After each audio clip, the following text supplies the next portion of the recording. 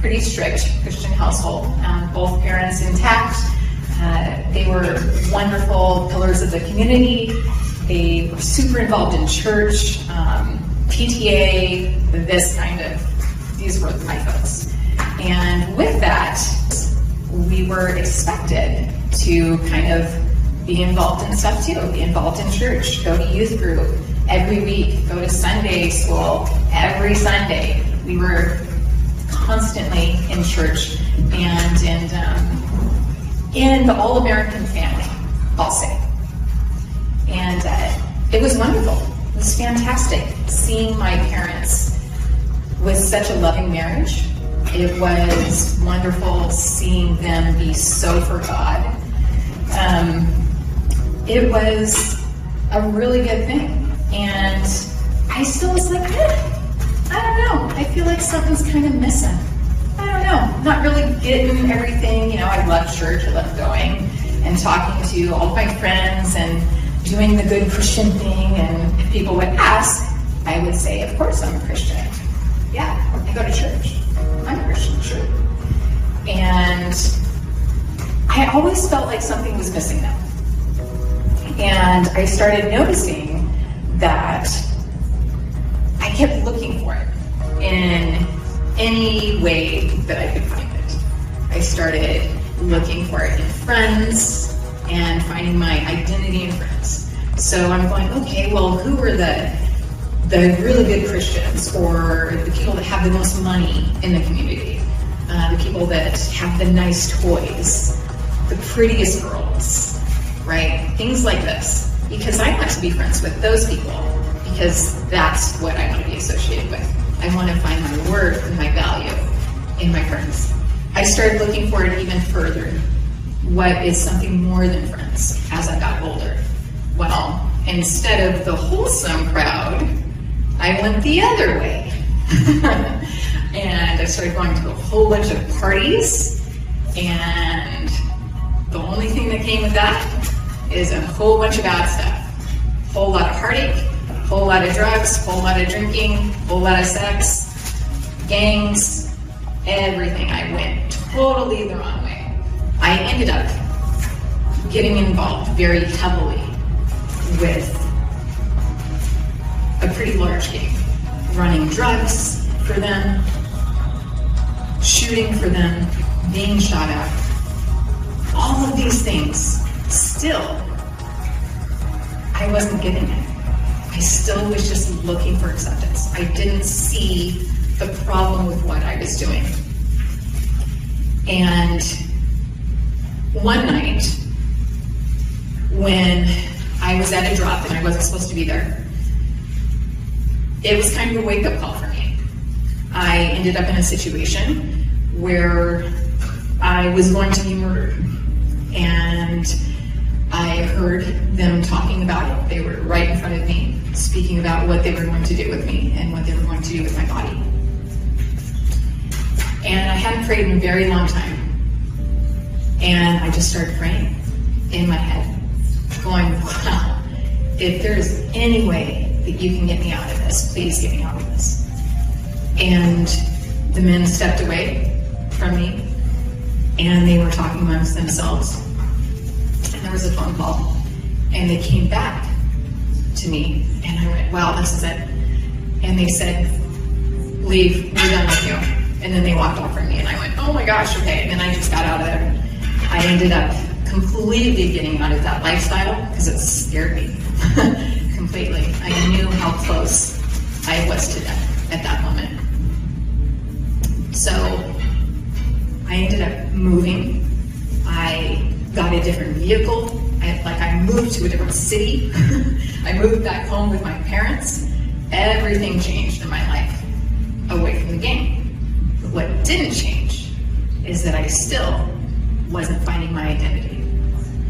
I still was searching. And when I was old enough, I started kind of trying to find it in jobs. Where can I make the most money? And then 9/11 happened. And I'm very patriotic. And so I went, oh, well now I'm gonna go join the military. And so I ended up having the next 10 years, basically. I was in the military. Throughout that 10 years, a lot of hardships happened. I had a miscarriage. I got divorced. I was raped. Lots of things happened, and lots of heartache. And I just constantly put myself into my job and continued to find identity, because I hadn't, even through all of those things, I wasn't understanding what my purpose was. At almost the 10-year mark, I was on a training exercise, and it was weapons training, and I ended up getting injured. I was shot, and it ultimately ended my military career. I was like, well, it's fine, you know, I'm gonna continue doing my civilian law enforcement, and it'll all work out, it'll all be fine. 4 months after I was injured, I was diagnosed with MS. And my world collapsed. I was so angry at God. I couldn't believe what was happening, how he could allow these things. Hadn't enough already happened to me. I was in martial arts. I couldn't do that anymore. I was a competitor. I couldn't do that anymore. I was an athlete. Couldn't do that anymore. All of these things, everything that I knew about my life ended. My civilian career in law enforcement ended. Everything ended.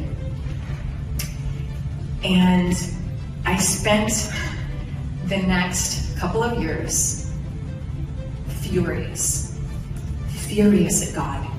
And so 2 years went by, and I said, I'm done. I can't do this anymore. This is enough. And I sat down, and I was quiet.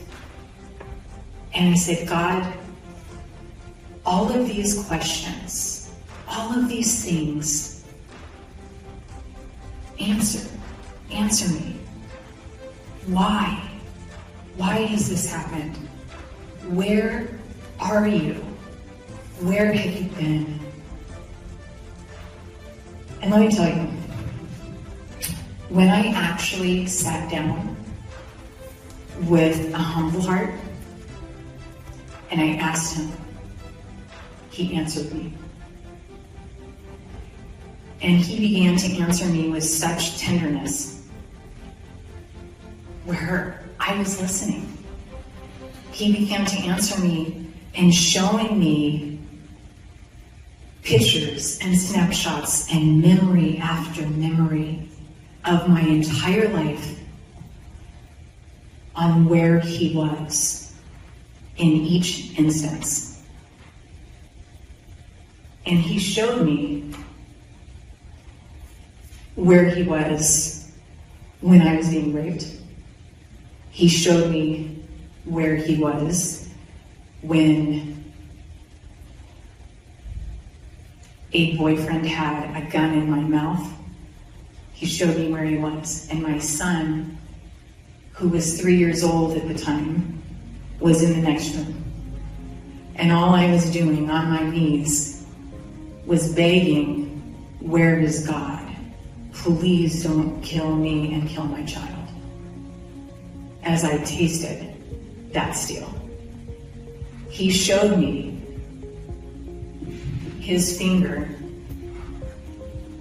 on my boyfriend's finger, removing it from the trigger. He showed me playing with my son in the bathroom in that other room that he was in when this was happening. He showed me comforting me. He showed me protecting me. He showed me deflecting bullets. He showed me sparing my life over and over and over and over again. That's what he showed me. And when I asked why, he said, all of these things in your life, I have brought you through. All of these things in your life, I have protected you from. What makes you think I can't protect you from MS? Look at what I've done. And I had such humility on my heart. And I was in so much awe. And I said, you're right. Wow, look at what you've done for me. Like, who am I to say you aren't bigger than MS? So here's the thing with MS. Typically, average lesions that people have in their brain is somewhere around 10, I guess. My brain's hidden. The number of lesions I have in my brain are innumerable. Innumerable. They can't even count how many. That's how many I have. I am literally a walking miracle. Literally. Every morning. I was 30 years old when I was diagnosed. I'm 43 now. I'm still walking, I'm still talking, I'm still seeing, I'm still hearing. The stuff I do have is pretty mild, in my opinion. I get through it. God is so much bigger. He's so much bigger. Because anybody else, I mean, the doctor told me, he's like, in 5 years, you'll be in a wheelchair. That's what he told me when he saw my scans. He said, I'm surprised you're not already. So after I have that conversation with God and all this stuff, and realizing how amazing and awesome he is, and how kind of ridiculous I am, I completely recommitted my life to him. You know, I thought I was doing really good in my Christian walk, and that I was growing, and I was being more involved. And I was like, wow, I have a great story. And then it's like, I keep feeling like this stuff is inside of me though. This stuff is inside, and I think it's hindering my walk and my fullness. And I started thinking about it and what it actually was. And it was shame. Shame was hindering me from the relationship that I was intended to have with God. It was shame. And I think about that.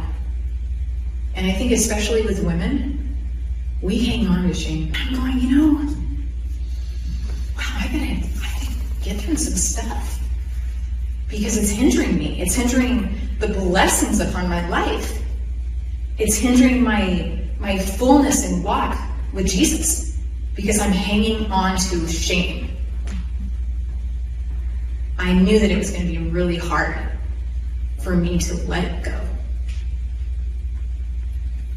I had been dealing with shame since I was a little girl. My first encounter of shame, I was 9 years old, and I was sexually assaulted by the neighbor. And this went on for about a year. It was the first time I knew what shame was. And I held it. It wasn't my fault.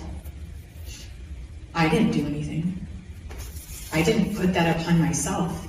He did. But I kept it. I kept it, and I let it fester and grow and constantly tell me, you're not good enough. This happened. Divorce is huge. Divorce is huge on shame. Struggling with that. Even miscarrying, I felt so much shame for losing my baby, for my baby dying. So much shame. I felt like I wasn't good enough. What was wrong with me? Am I being punished, maybe? That was hard. That was hard to actually understand in my heart that shame was his. He died and took it with him. And he did it for me, so I didn't have to be in the position that I'm in. It's like, daughter, why are you hanging on to that? It's done. It's gone. It's finished. Who am I to say, no, your love isn't bigger than my shame. No, you can't have it. I gave it to him. I gave it back. And I lay it at the foot of the cross. And I gave it to Jesus. Wholeheartedly. And I understood my worth in him as a daughter of Christ. You know, we are so precious to him. We are so precious. Psalms 46:5 said, God is within her. She will not fall. God will help her at break of day. Psalms 34:5 says, those who look to him are radiant. Their faces are never covered in shame. If we have been united with him like this in his death, we will certainly also be united with him in his resurrection. For we know that our old self was crucified with him so that the body of sin might be done away with, that we should no longer be slaves to sin, because anyone who has died has been freed from sin. Ephesians 1:7 says, in him we have redemption through his blood, the forgiveness of sins in accordance with the riches of God's grace. You know, I read those things because when we are with him, when we are in him, he lives inside of us. I think that's pretty cool. And I'm so glad that I serve the God that I serve, because he's given me a way out. He's given me redemption, and he's giving me new life